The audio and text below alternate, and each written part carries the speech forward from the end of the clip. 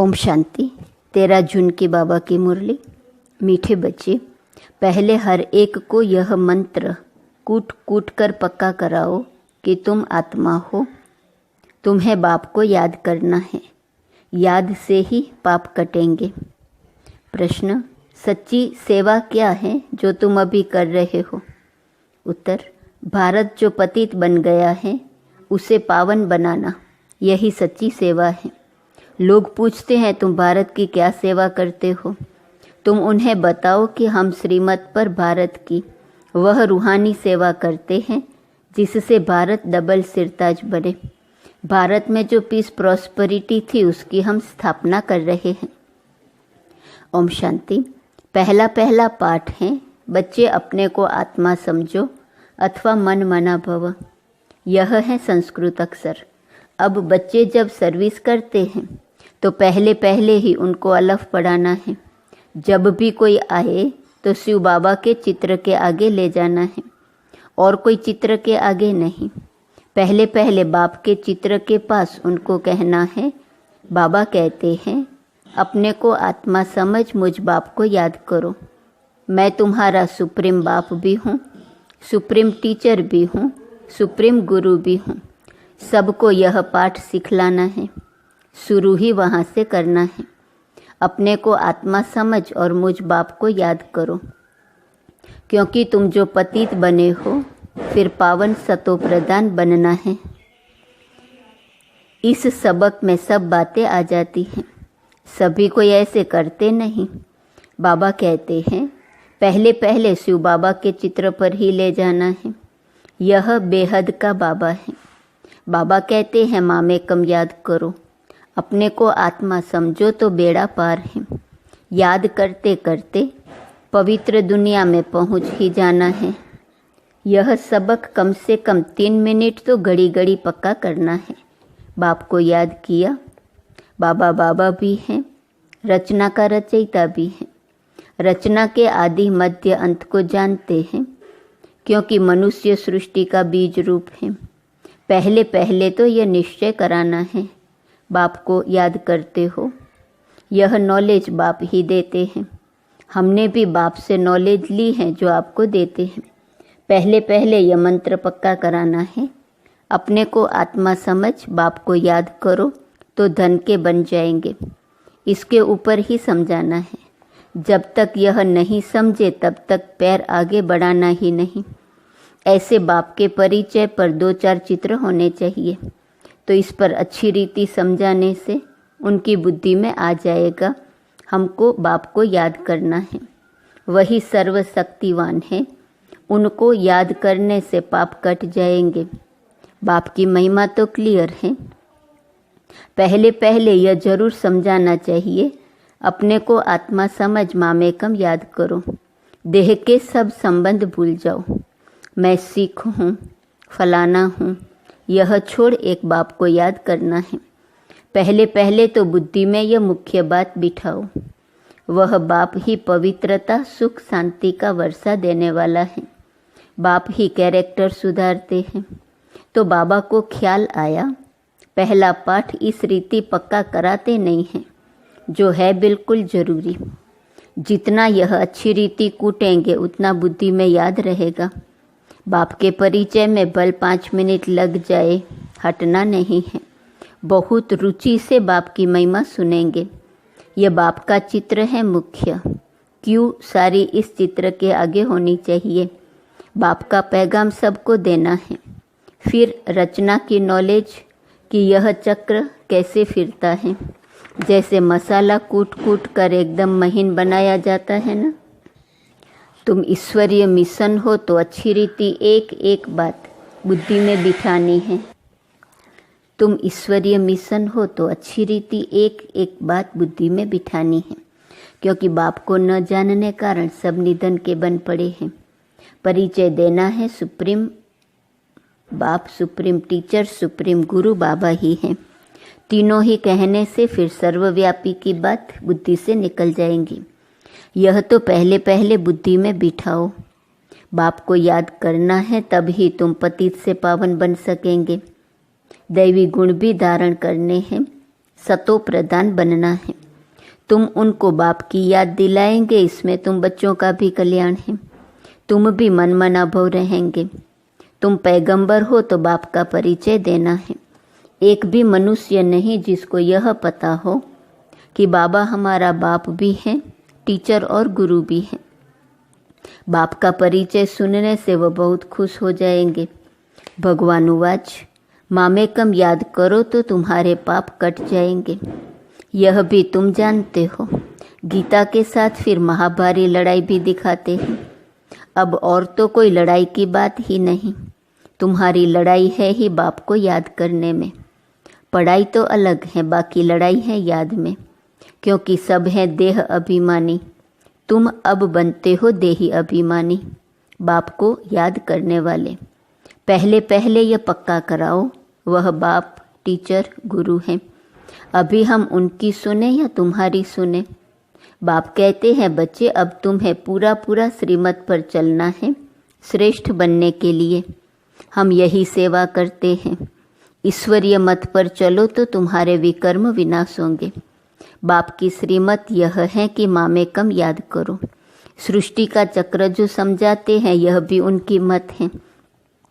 तुम भी पवित्र बनेंगे और बाप को याद करेंगे तो बाप कहते हैं मैं साथ ले जाऊंगा।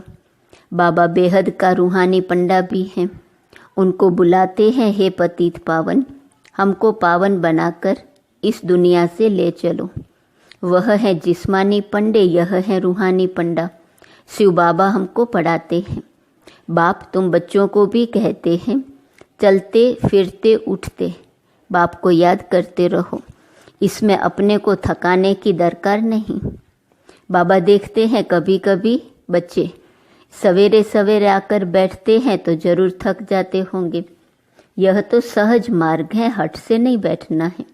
भले चक्र लगाओ, घूमो फिरो, बहुत रुचि से बाप को याद करो। अंदर से बाबा बाबा की बहुत उछल आनी चाहिए। उछल उनको आएंगी जो हरदम बाप को याद करते रहेंगे। कुछ न कुछ और बातें जो बुद्धि में याद हैं उनको निकालना चाहिए। बाप के साथ अति प्यार रहे, वह अतीन्द्रिय सुख भासता रहे। जब तुम बाप की याद में लग जाएंगे तब ही तमो प्रधान से सतो प्रधान बन जाएंगे। फिर तुम्हारी खुशी का पारावार नहीं रहेगा। इन सब बातों का वर्णन यहाँ होता है। इसलिए गायन भी है, अतीन्द्रिय सुख गोप गोपियों से पूछो जिनको भगवान बाप पढ़ाते हैं। भगवान उवाच, मुझे याद करो, बाप की ही महिमा बतानी है। सदगति का वर्षा तो एक बाप से ही मिलता है। सबको सदगति मिलती है जरूर। पहले सब जाएंगे शांति धाम। यह बुद्धि में होना चाहिए कि बाप हमको सदगति दे रहे हैं। शांति धाम सुख धाम किसको कहा जाता है यह तो समझाया है। शांति धाम में सब आत्माएं रहती हैं। वह है sweet home, silence home, tower of silence. उसको इन आँखों से कोई देख ना सके।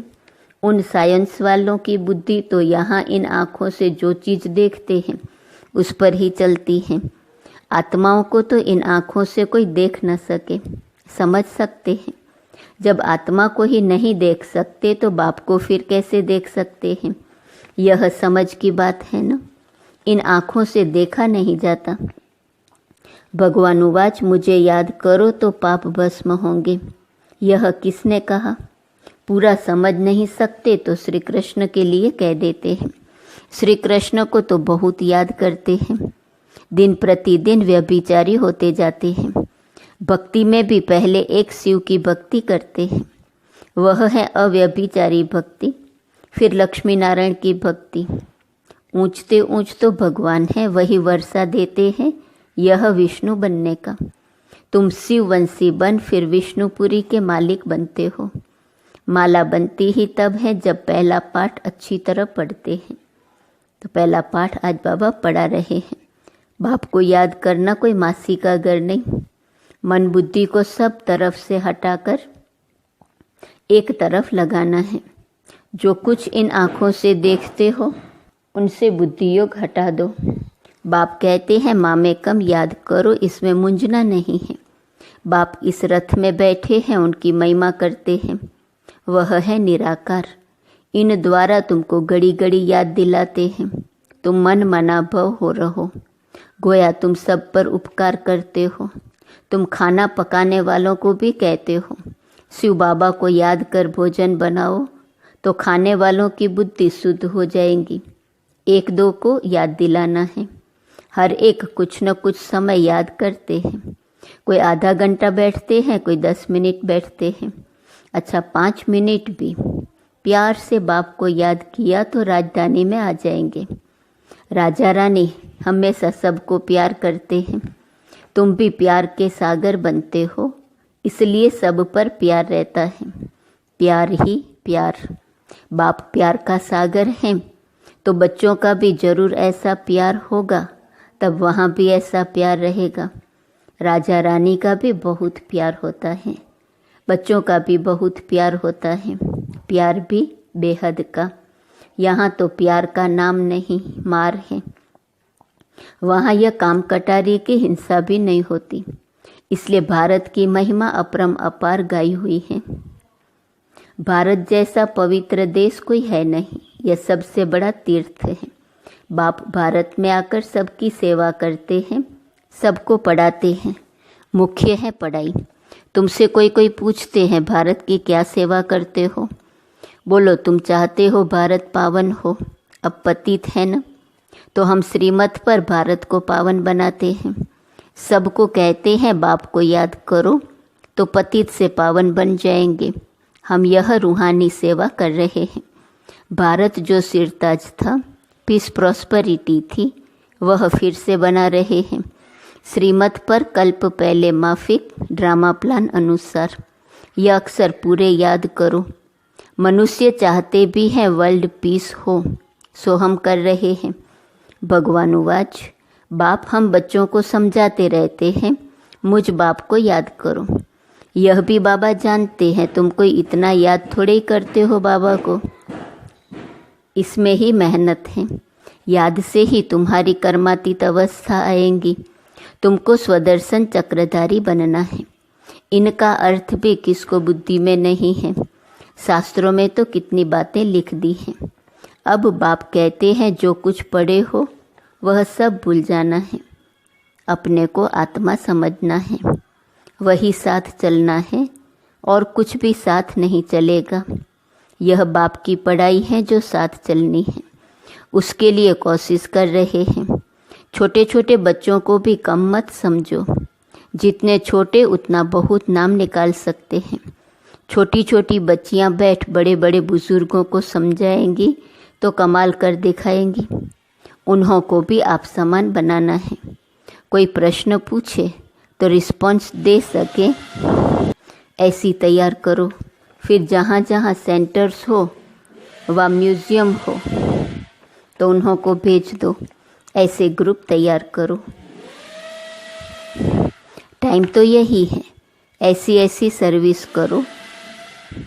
बड़े बुजुर्गों को भी छोटी कुमारियाँ बैठ समझाएं तो कमाल है।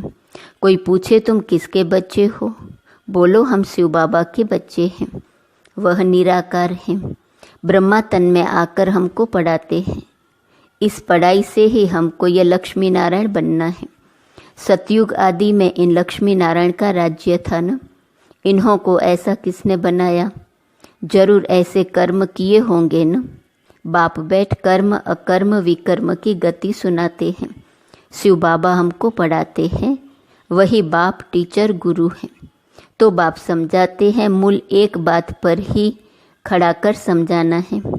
पहले पहले अलफ को समझ जाएंगे, फिर इतने प्रश्न आदि कोई पूछेंगे नहीं। अलफ समझने बिगड़ तुम बाकी और चित्रों पर समझाएंगे तो माथा खराब कर देंगे। पहली बात है अलफ की। हम श्रीमत पर चलते हैं। ऐसे भी निकलेंगे जो कहेंगे अलफ समझ लिया, बाकी ये चित्र आदि क्या देखने के हैं। हमने अलफ को जानने से सब कुछ समझ लिया है। भिक्षा मिली यह गया। तुम फर्स्ट क्लास भिक्षा देते हो। बाप का परिचय देने से ही बाप को जितना याद करेंगे तो तमो प्रधान से सतो प्रधान बनेंगे। अच्छा, मीठे मीठे सिकिलदे बच्चों प्रति माता पिता बाप दादा का याद प्यार और गुड मॉर्निंग। रूहानी बाप की रूहानी बच्चों को नमस्ते। रूहानी बच्चों की रूहानी बाप को नमस्ते नमस्ते नमस्ते।